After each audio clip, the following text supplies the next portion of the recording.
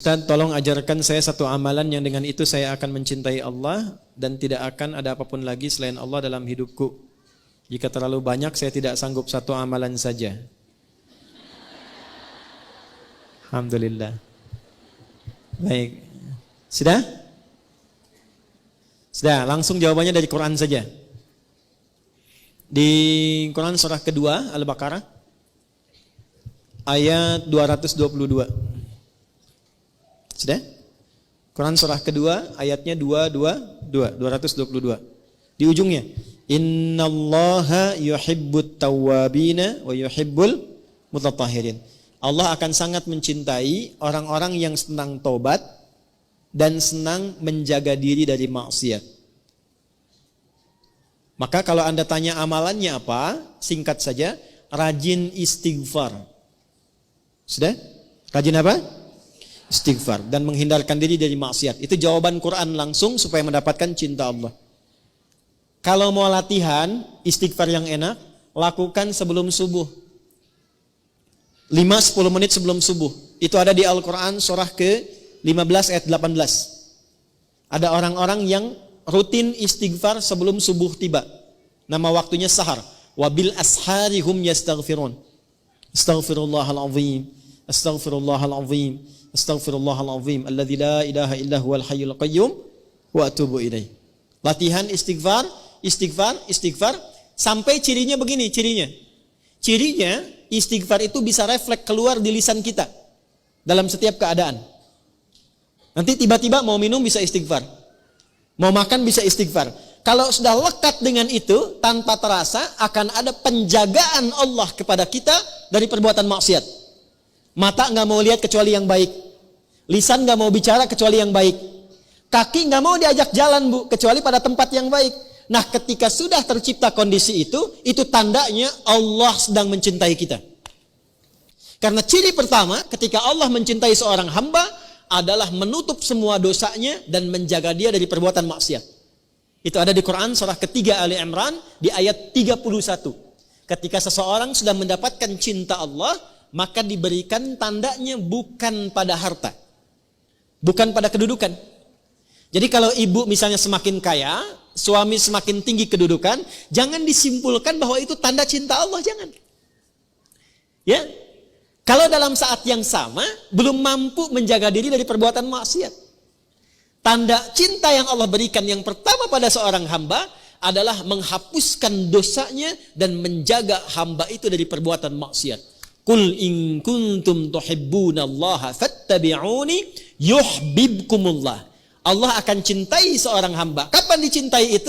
Wa yaghfir lakum dzunubakum, ketika Allah mengampuni seluruh dosanya dan menjaga dirinya dari perbuatan maksiat. Maka yang lakukan istighfar.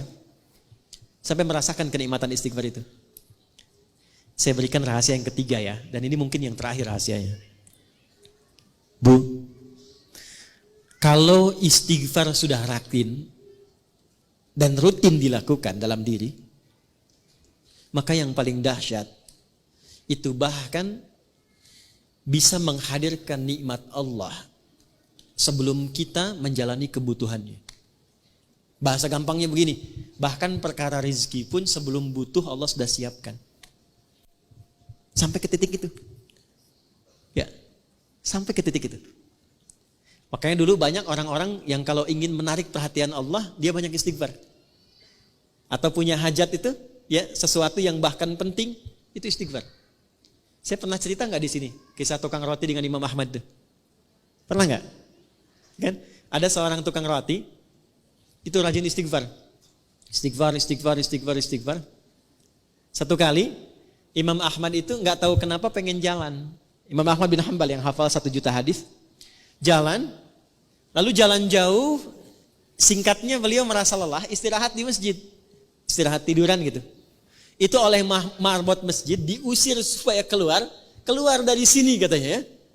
Padahal itu imam besar karena belum tahu ini siapa, imam besar viral, diusir keluar. Istirahatlah di luar masjid, di pelataran. Itu sampai di luar pun diusir juga. Kata Imam Ahmad, saya istirahat sebentar. Enggak, Anda keluar.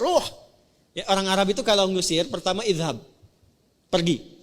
Kedua barwah, luar. Ketiga, rawah.